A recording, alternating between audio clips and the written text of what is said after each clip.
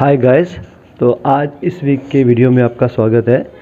तो इस वीक में मैं आपको अपना जो हर वीक का एक रूटीन रहता है उसके बारे में भी बताऊंगा और हमारे प्लांट्स की जो आगे की ग्रोथ है वो भी बताऊंगा। तो सबसे पहले ये देखिए, मैंने एक प्लांटर में तुलसी के जो प्लांट्स लगा रखे हैं, कुछ इस तरह से लगाए हैं। तो इसमें से हम वीकली कुछ लीव्स लेते हैं चाय में डालने के लिए, और साथ ही मेरे रेगुलर रूटीन में अल्टरनेट डेज पे एक और चीज़ मैं करता हूँ। जब मैं बायो कंपोस्ट की बात आपसे हर वीडियो में कर रहा हूँ, वो उसका प्रोसेस तो ये मैं आपको दिखाने जा रहा हूँ। ये एक कंटेनर है जो मैंने रखा हुआ है।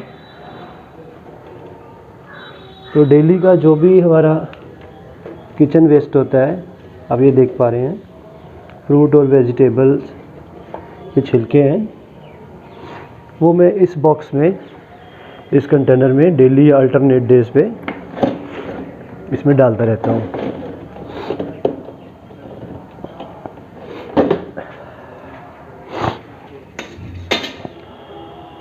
तो ये प्रोसेस डिफ़िकल्ट नहीं है, बस मैंने ये कंटेनर लिया था मार्केट से, कबाड़ी वाले से, सेकेंड हैंड,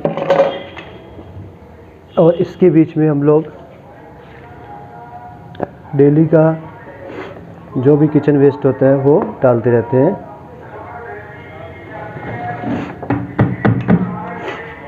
और फिर इसको मैं ऊपर से बंद कर देता हूँ, बस और कुछ भी नहीं करना। साथ में मैंने जो पिछले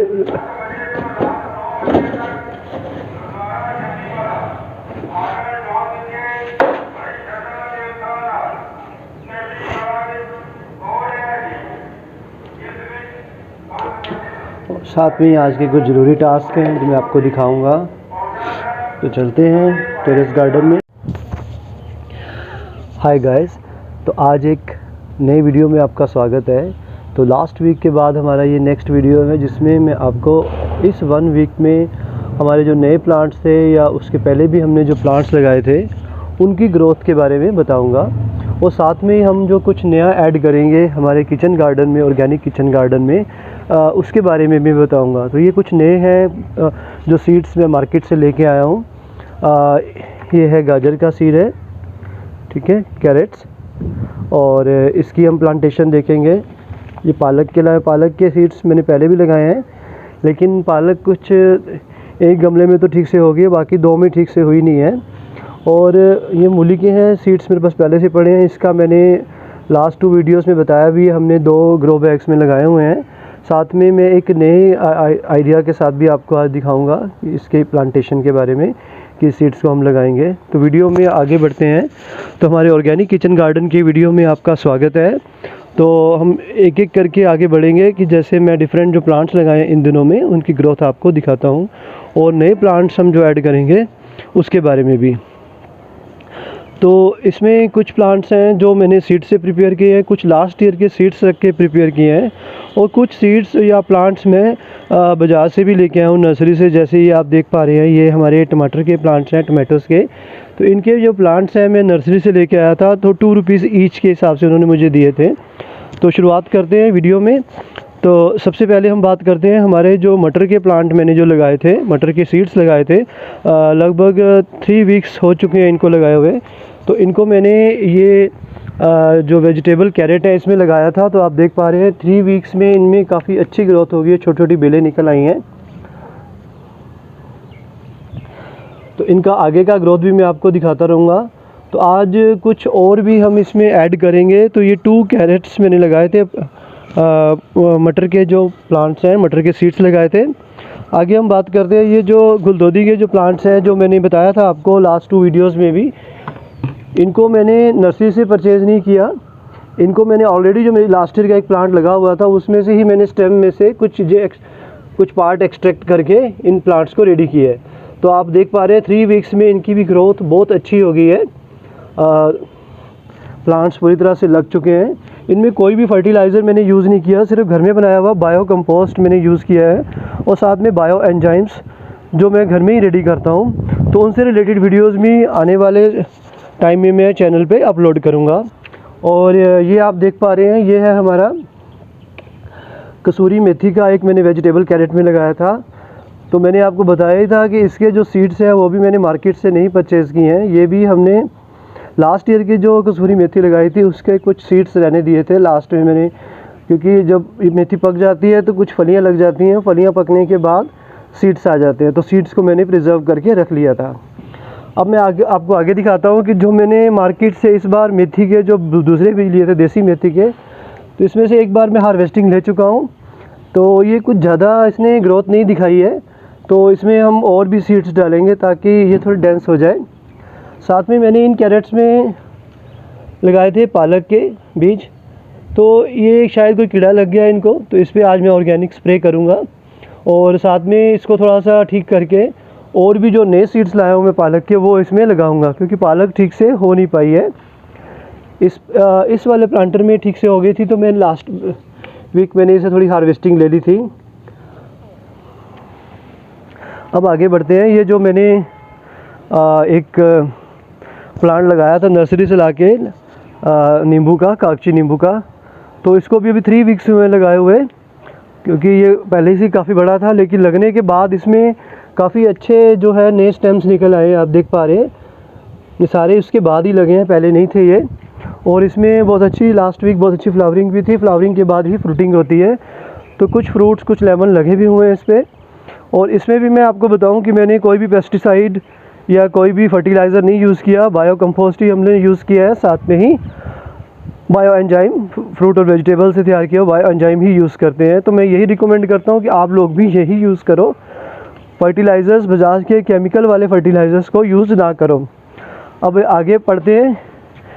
ये 2 वीक्स पहले मैंने जो कट्टों में जो लगाए थे मूली के बीज, ये इनकी 2 वीक्स की ग्रोथ है। आप देखिए काफ़ी अच्छे ग्रो कर गए हैं। तो प्लांट्स ज़्यादा है आई थिंक ग्रो बैग के हिसाब से, लेकिन मैंने निकालूंगा नहीं, इनको आगे ऐसे ही बढ़ने दूंगा। इनकी वीक बाय वीक ग्रोथ भी आपको मैं दिखाता रहूँगा।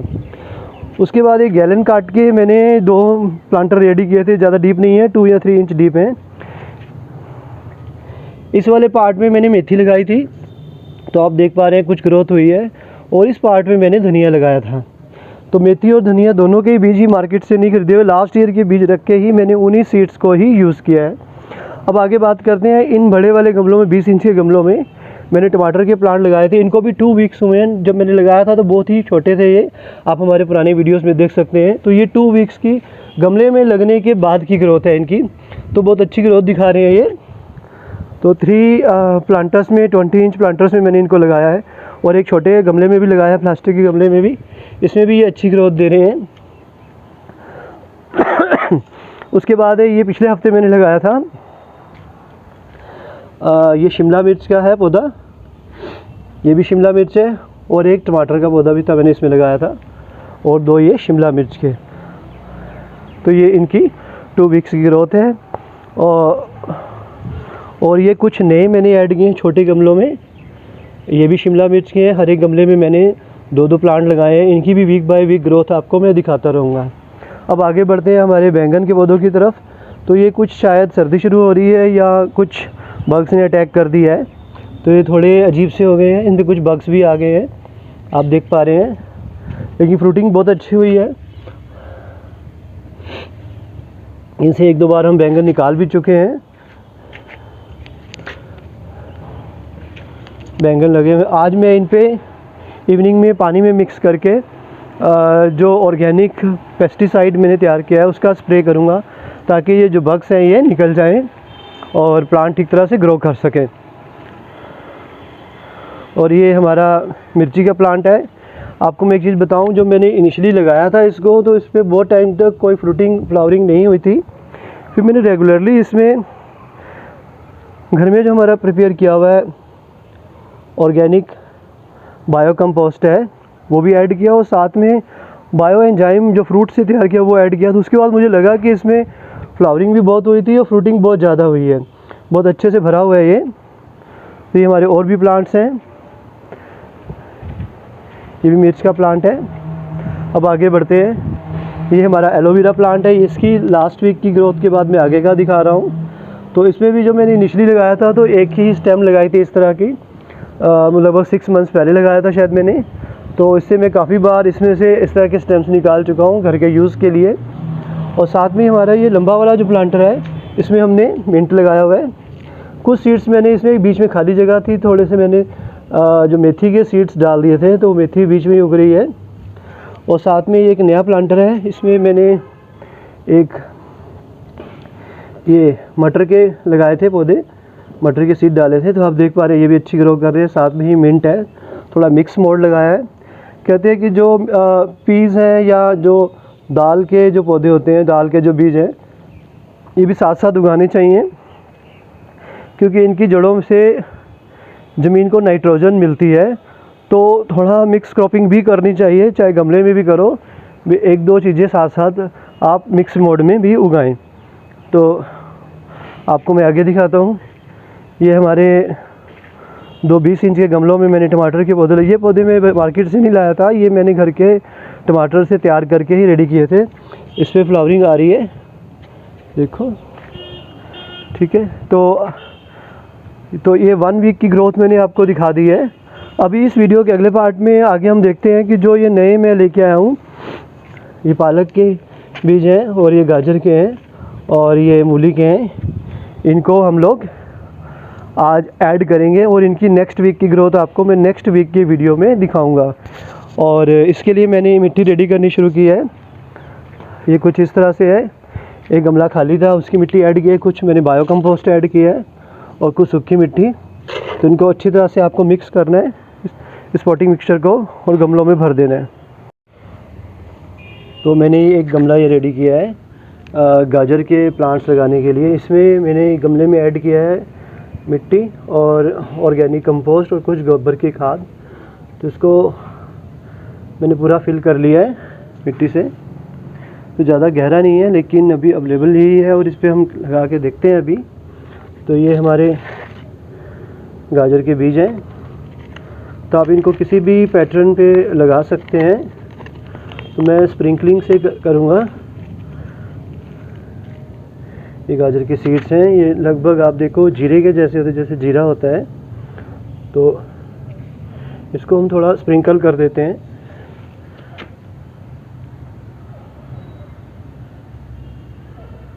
क्योंकि कुछ जर्मिनेट होंगे, कुछ नहीं भी होंगे।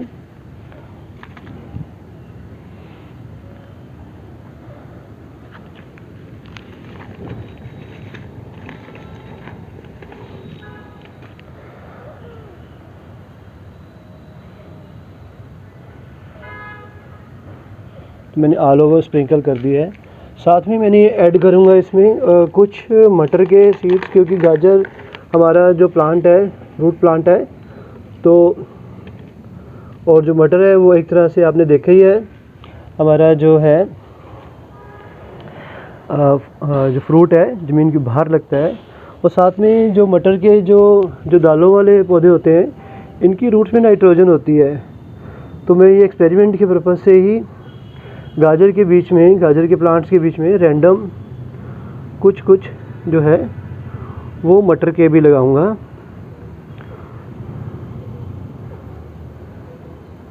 लगभग मैं कुछ दूरी पे ही लगा रहा हूँ, ज़्यादा डेंस नहीं लगा रहा, क्योंकि गाजर को भी स्पेस चाहिए होगा फिर, ठीक है। तो मैंने 6 बीज लगाए हैं इसमें।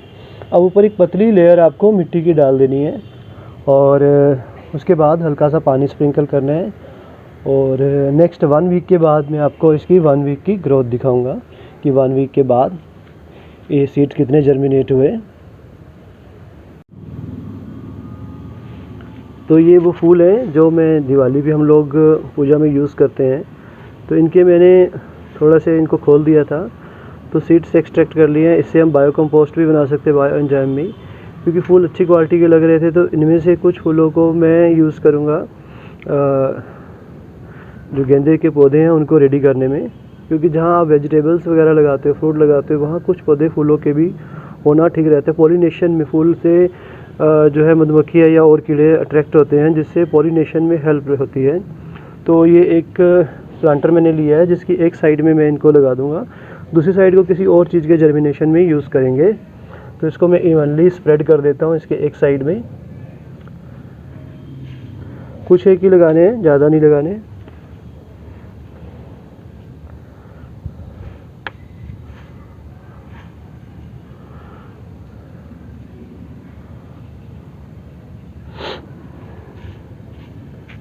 अगर जर्मिनेट हो गए तब भी ठीक है, नहीं तो बायो कंपोस्ट तो रेडी हो, इससे जो है इसमें जो मिट्टी है वो तो फर्टिलाइज़ हो ही जाएगी, इससे डिकम्पोज हो जाएंगे।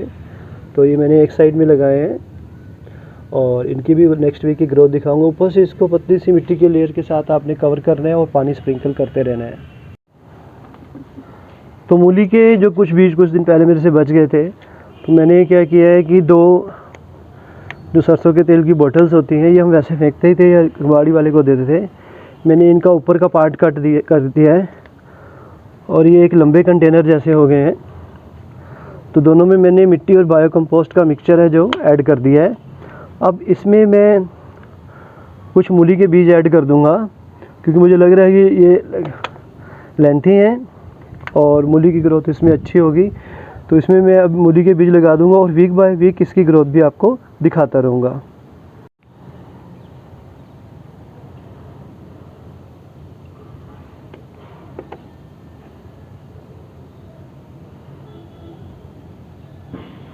बस ज़्यादा नहीं डालने बीज आपने, मैंने 4-4, 5-5 डाल दिए हैं, इस प्रोबेबिलिटी के साथ कि शायद सारे ना स्प्राउट हों।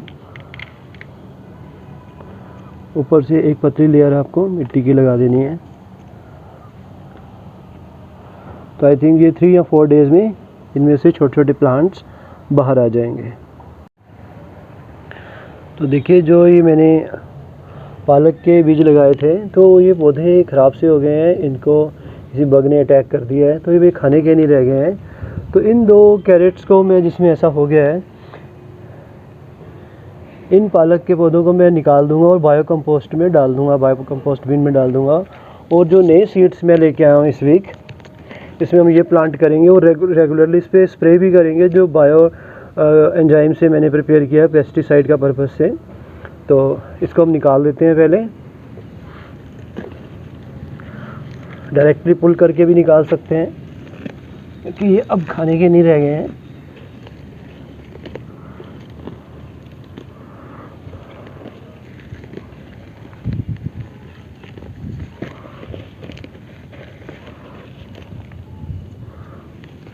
लेकिन ये वेस्टेज भी नहीं है, फेंकना नहीं है, इसको हम बायो कंपोस्ट में डालेंगे, क्योंकि जो ये लीव्स का जो कंपोस्ट होता है बहुत ही अच्छा माना जाता है।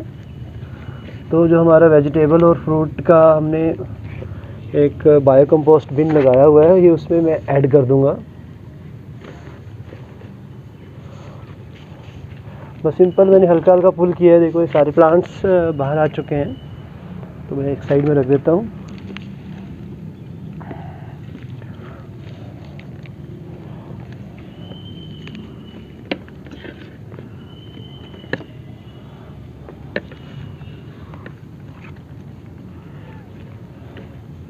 किचन गार्डन में कुछ भी वेस्ट नहीं होता। जो भी आपका इस तरह का वेस्ट निकलता है प्लांट्स का, इसको आप फेंकें नहीं, इसको बायो कंपोस्ट बिन में डाल दें और आपका जो फर्टिलाइज़र है फ्री ऑफ कॉस्ट और ऑर्गेनिक फर्टिलाइज़र घर में ही तैयार हो जाता है। तो इसको मैं इन गमलों की हल्की सी एक बार गुड़ाई कर देता हूँ।